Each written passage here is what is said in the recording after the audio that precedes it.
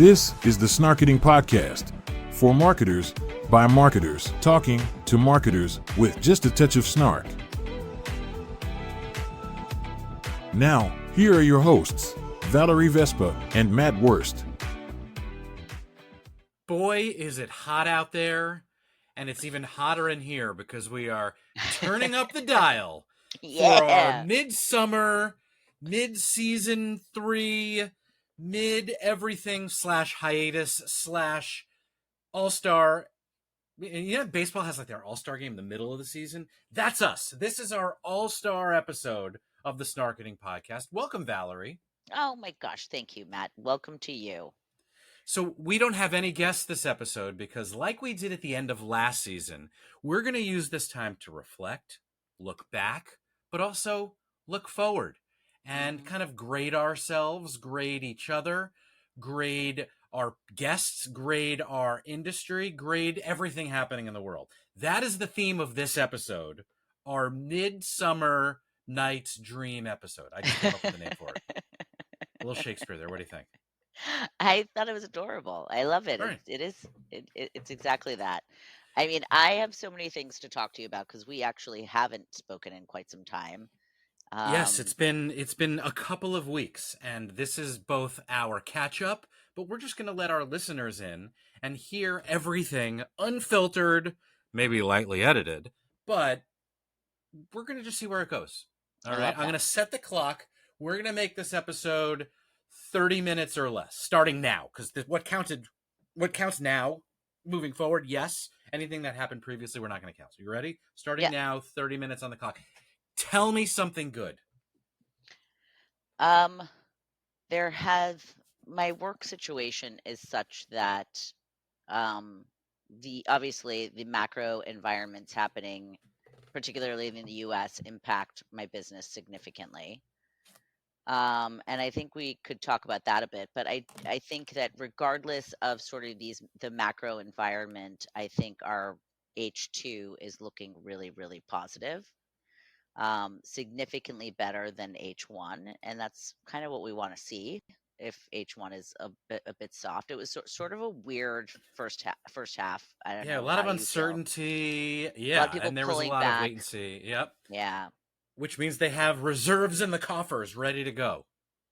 I feel like a lot of clients I've been talking to whose fiscal starts this year, like this quarter, seem very excited about new thinking, new ways of doing things creatively and such. And so it's been kind of a fun And that's good. So you still have clients. AI has not replaced all of them? No, no, in fact, they are requiring a lot of said people to understand AI better because they'll have to use it more often. Yes, and this is where, in my neck of the woods, I'm starting to see real acceleration, not just experimentation. We are seeing real trends emerging. We are seeing Full real use adoption. cases. Yeah, which is great, which then begs the question, like, what should we do? This is the question they're asking and coming not only to us with, but the good news is there are actual answers, and the technology is, I mean, it's beyond anything I would have thought even 6 months ago was possible. We are generating videos. It's crazy. Yeah, you it's crazy. tinker quite a bit with it. I mean, you're doing a lot of stuff, even from a personal level, I feel like. That is true. Yeah, I mean, I haven't let it kind of replace everything, but I use it for inputs. I use it for polish. We actually just created a first full generative video experience That's so cool. I will share. It's very interesting. But there's really two ways to think about this. There's what my CEO founder calls HBH or BHB. So HBH is it's human prompted, then the bot does the work, and then the humans kind of clean it up and figure out what to do. Yeah. Where we're going is actually the opposite. It's BHB. So the bots will prompt us, humans will provide some input, and then the bots will do the rest. So that's where we're starting to see a shift. And those who were experimenting and testing and playing with it a year or 2 years ago, they're moving on to not just generative content, but orchestration, autonomous process management. Like, it's crazy. And I do think there will be jobs impacted, hopefully more positive than negative. But I could also how do you get where the bots are thinking about you and what you need in advance of you knowing you need it? Like, how do you get to use these products in such a way? Because, like, I see just a very tad bit of that when you go into ChatGPT, and it gives you ideas of what it could provide further after you ask it something. And so I would imagine that sort of that plus, exponentially greater in terms of, Yeah, so ChatGPT is what's called an LLM, right? A yes. large language model. It takes information that it has access to, whether you've given it, or it can now access the web, or you can upload documents, and it will process and then Right, sort of right, do right. some thinking. Where we're getting to is a combination of all of those things plus access elsewhere, where there's somewhat autonomous prompting and thinking that will happen, and recognition that a situation arises or a trigger is happening that Like, creates the like, need for right. Like a solution. every like second week of, the, third month of the quarter's end, I want a report that's generated based on XYZ. Like, so like it could just automatically do these things in the background for you.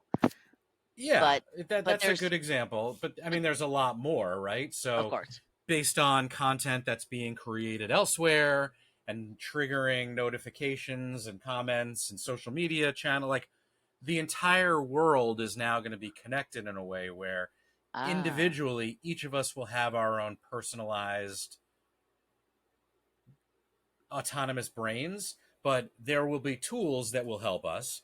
There will be enterprise level tools that will help other big organizations. yeah. So it's becoming um, interesting in that. And I was going to ask you kind of like trends and things that you saw, but what's the biggest change I see already happening where you will see this really manifest is going from like search to what's called AIO, which is AI optimization. It kind of flips SEO on its head for everything from discovery and e-commerce. You're not going to see that long list of results. It's going to give you the answer to what you were looking for. Just one, like the answer, the right answer. Hmm. And that is really fascinating to see because now companies who are optimizing for search have to change the way they create information, I process information. And in some cases, like we're talking to bots. So companies' bots are talking to other companies or individual bots. And now, like, if I just want something to book my Christmas vacation for me, it will just go do it. It will know where I like to well, stay. It'll know that I like aisle seats. It'll know that I want a window, balcony I view, know, but all that stuff. so I was joking with somebody, but in all seriousness, like, are there going to be like similar to like Bitcoin mining? Are there going to be farmers who are going to be feeding said content in order to, align it against specific brands or Of certain course. What do you information? So think yeah, SEO optimization? Like well people who that's what work, it that's yes, 100%. Yeah. they are So optimizing for AIO. and then when I asked like ChatGPT where like where a huge portion of its information is coming from, like it seemed like it was based on a lot of platforms in which most of the content is opinion based. So that's also slightly terrifying when you're There are thinking that you're biases, and this is a big challenge that the governments collectively, in theory, need to work out. But I just was reading how the current United States government believes that AI output is politically biased against its current leanings, meaning the government. Um, so this is just the next playground for all of this. The well, you piece to don't me you that don't need your CNN polls then to just tell you based on what ChatGPT says how they feel about, well, I don't think those have been accurate for a long time, yeah, and fair. now at least the information that we are getting is prompted. Like we know where the information is coming from, but how it then gets interpreted and analyzed is no different than how humans needed to do it before. The AI ecosystem of agents working on our behalf, though, I think is what we will see a significantly accelerated ramp up of, for, with, and by in the next 6 months, if you want my honest opinion, right? Like we built it. You go to my company's website, there's an entire agentic solution for strategists, for yield optimization, for data, everything that people used to Right. be hired to do at agencies or brands, you don't need to hire those people anymore. Right. So definitely changing. It's the There are future. things that we were, I think, wrong about too. Like all this stuff is stuff that a lot of people saw coming. I don't know if there were things that you started at the beginning of the year. You're like, and then it turns out that prediction aged like milk. What is one that sticks out for you? Well, people were talking a lot at the beginning of the year about how voice alone was going to really drive a lot, whether it was podcasts and audio. Now, this podcast gets more views than it gets listens. So voice search rose at one point, and now it died just as quickly. I think audio alone. Yeah, I know. I and we had a great guest explain that to us, right? Yeah, no, I know. Jordan from ARM. Jordan. Oh, yeah. We love Jordan. Pivoting a bit, the investment that Meta made in Luxottica, I don't know, it was a couple $1 billion. So the wearables thing, what is your forecast? Because obviously we're not fully there yet. People are taking, I don't know, videos with Ray-Bans. Yeah, I mean, we've seen some AI wearable misses already, but that's because that's almost like 2 or 3 steps ahead of the adoption curve, right? Like people are still not really, well, I think there's different ranges of trust, but I think holding this in my hand as often as I do, to the point that I have like a callus on like the upper part of my pinky from holding it in a certain way that I do when I'm looking at it, I just am sort of like, this is just ridiculous. Like, why am I still holding this? I don't know. It'll get there. Again, like, I don't want to wear glasses. I actually need to wear glasses for driving at night, and I take that risk either.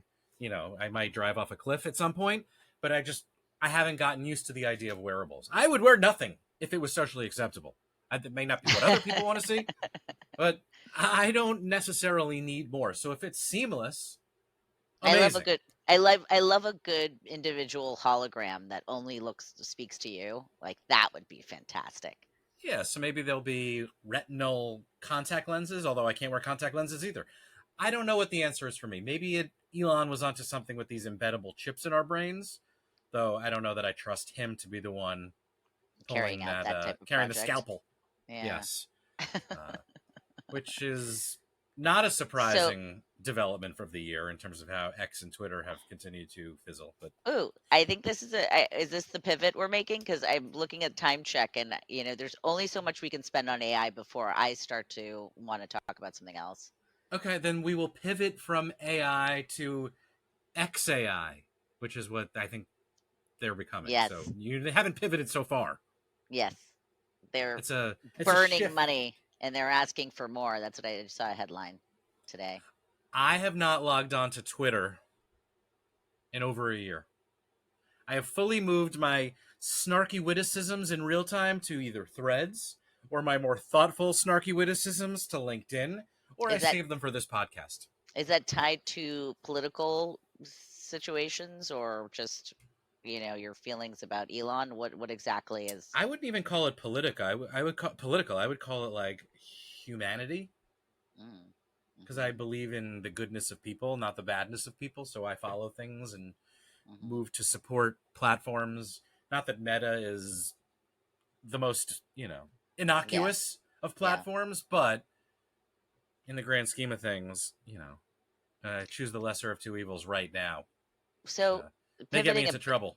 Pivoting a bit, because much like we have our choice to not go on X because we don't really love the way the content is set up there, or the beliefs of the founder, I think, or not the founder, but the owner.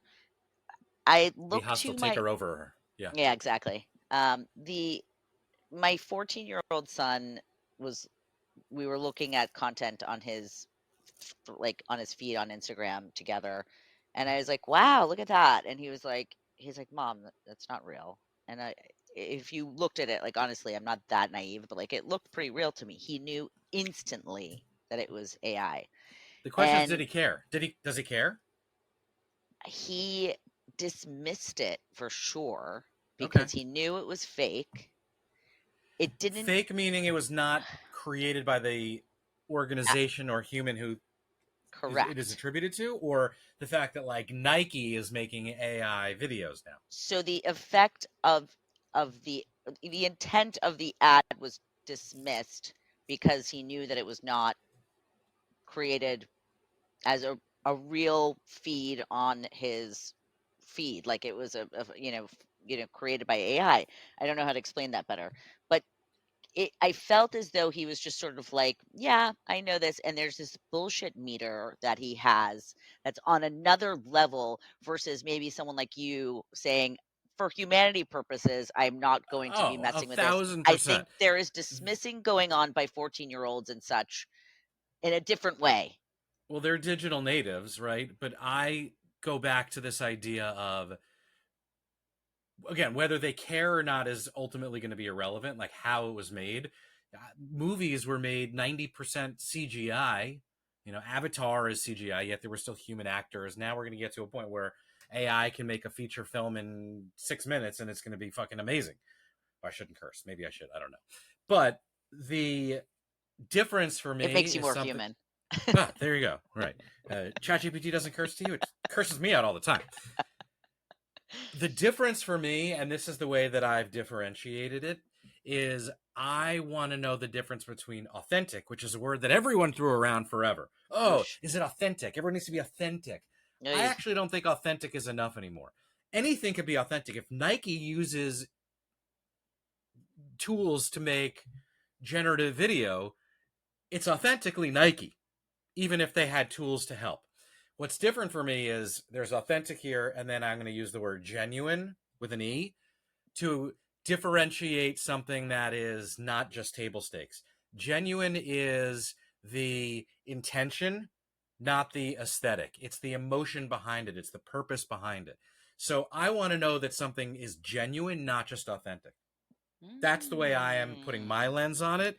I think that's probably what your son is doing without maybe being able to articulate it more than just a few grunts. If he's anything like my 14-year-old son, yeah, that's the extent of my communication with him. But maybe there's an AI that will help us interpret what they are saying as 14-year-olds in the same way that we figured out an entire whale language of just squeaks and squabbles. We can only hope. That would be like a translator in my ear. What he's saying is, "Mom, I'm hungry," and it was right. I don't know. Or my son in the city who's like, I don't know, says words like cap and like, I don't know, whatever the words are. Yeah, they got their own lingo, but mine is mostly grunting.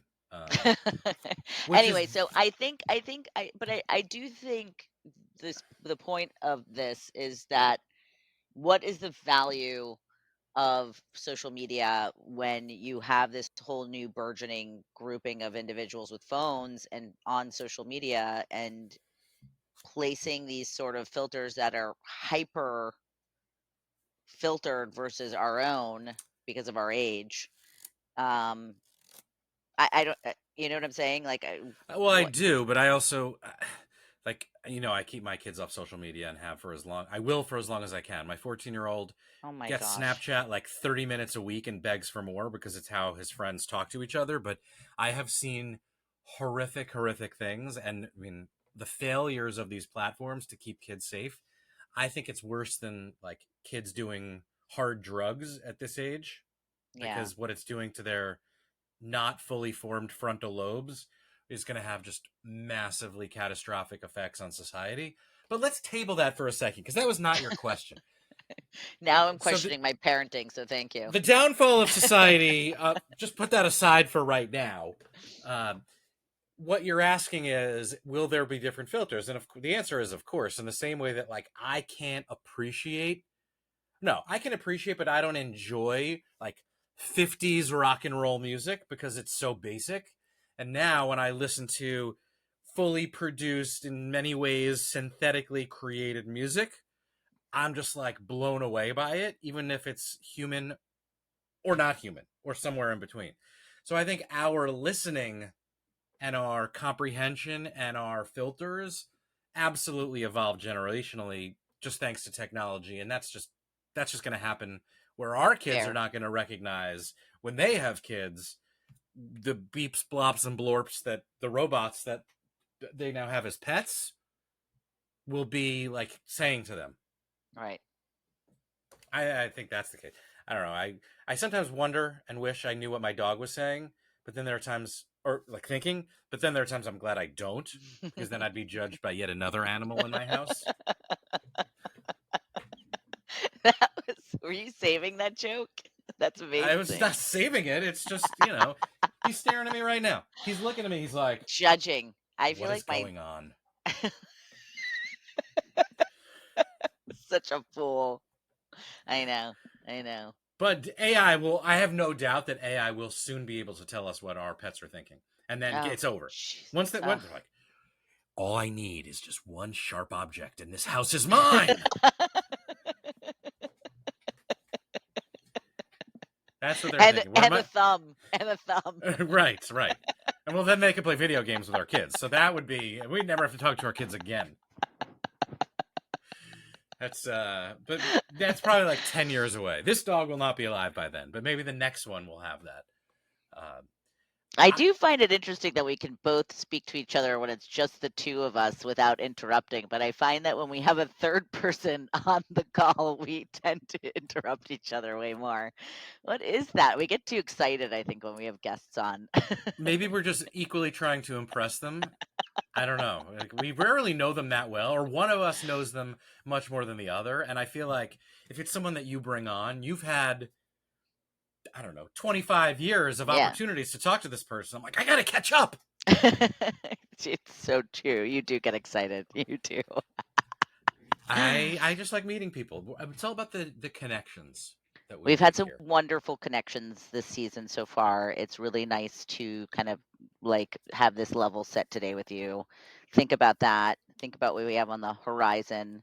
Yeah, great guests. By the way, if you think back to our last episode of our wrap up in season 2, we actually manifested and projected some guests that we actually made happen. Do you remember? We talked about Gail from iHeart. Oh my God! We talked about Gail. Vinny from Hershey's. Oh God, bless Vinny. We did it. And you know what? They were like star power as far as click throughs and listens. They are like ballers in this business. And you know what? I think I don't get like nervous, but I think around like super impressive people, I feel the need to kind of come up to impress their level. Them. Yeah, it's not good. I need to get like one of those dog shock collars. Matt, so you can buzz me. You are so naturally smart. Like it's not even a question. I appreciate that, but it's not about smart. It's about social awareness. So I think that's something I'm going to continue to work on in the second half of this season. But one thing we need to start working on, although we're kind of already working on it, is our guest lineup for H2. You talked about having some reserves in the coffers. We haven't talked to everybody yet. We have There's not. still some people left. There's still some stones left to turn over. That's not even a hint, by the way. People may interpret that as like, "Ooh, what person do we think is coming up?" That's not a hint. Don't even read into it. We're not that clever. The platitudes and the cliches stop at platitudes and cliches. They are not Easter eggs. This is not scripted as much as people would imagine that this episode is. Scripted? I mean, are you listening to this? What people don't know is how many hot and cold opens we needed to do before we got it right. When we have a guest, it's so easy. We just get into it and we go. Without a guest, we're like, blah, blah, blah, blah. I must say, you paused a little bit more after saying hot. You said, people don't realize how many hot, and then you paused, and I was like, what is he going to say next? How many hot what? I'm sorry. Guests we've had. No, and hot cold, takes. Said, Yes. I know. But I am feeling the heat from the summer. It's been, I don't like going outside when it's this hot. Anything above 80 degrees, I don't think human beings should be exposed to. So that has given me an opportunity to focus a little bit on work and make some good progress. But I do think we've been neglecting our real primary jobs, right? Which is the Snarketing Podcast. Yeah, I know. So for the back half, what do you think? What do you think? What happens next? What do you hope brands, agencies, media partners figure out before year's end? What do we want to do on this podcast? I'm giving you full control to wave your magic wand and make something happen.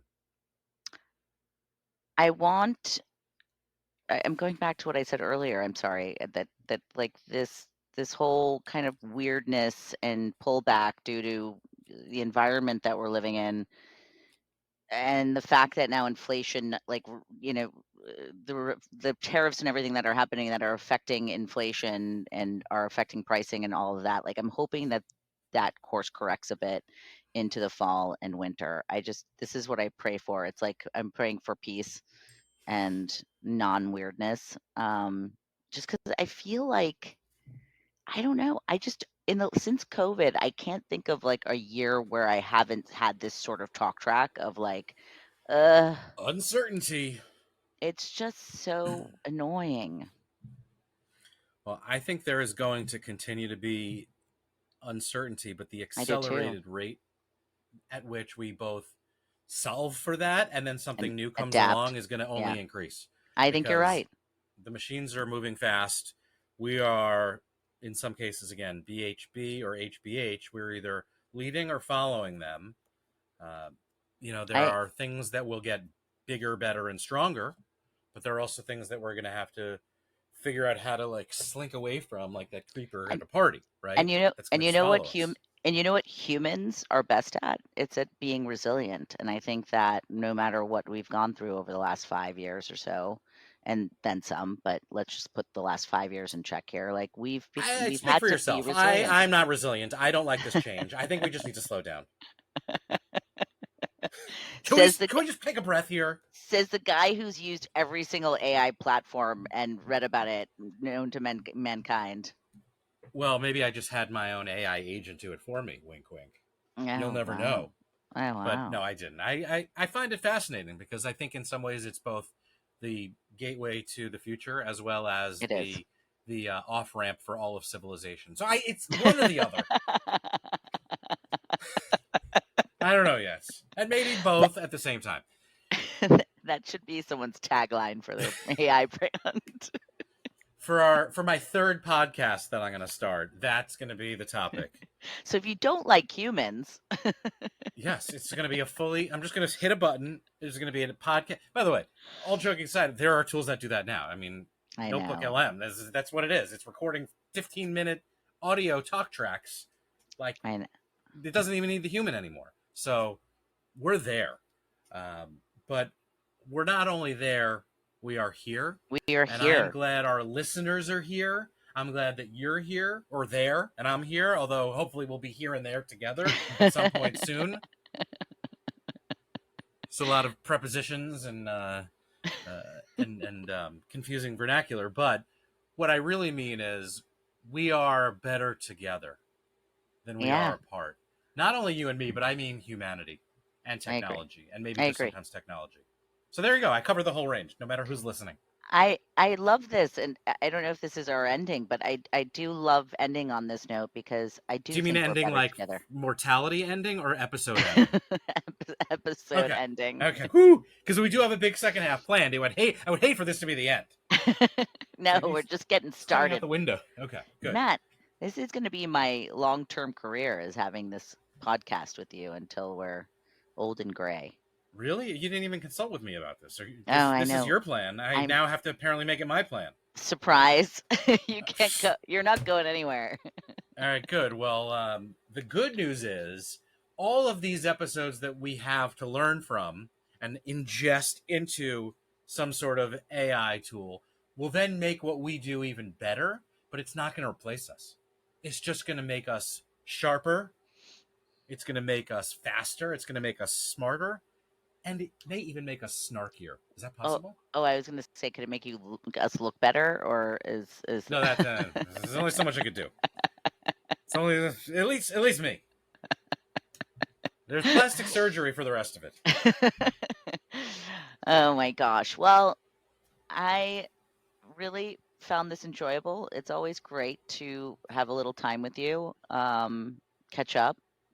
The Midsummer extravaganza is wrapping up. Can we do this again at the end of the year without guests? Yes, I love that. I'll bring out my Christmas hat again.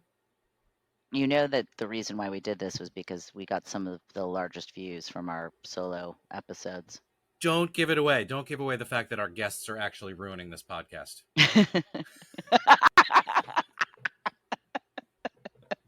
Just kidding. We love you, past guests, and guess what? Future guests, we love you even more. So drop a like or a comment or whatever those kids do on the socials with these posts. And if you know someone who you think would be a great guest for us, I mean, we're pretty booked for the next few weeks, but maybe by like season 5, we'd love to have you on. And if you want to send your AI assistant, we'd talk to it as well. Until next time, everyone, stay snarky. Thank you all. And with that, we officially close the book on the first half of 2025 and gear up for 2H. So buckle up, because you know it's going to be a ride. Until next time, I'm Al, saying thanks for joining.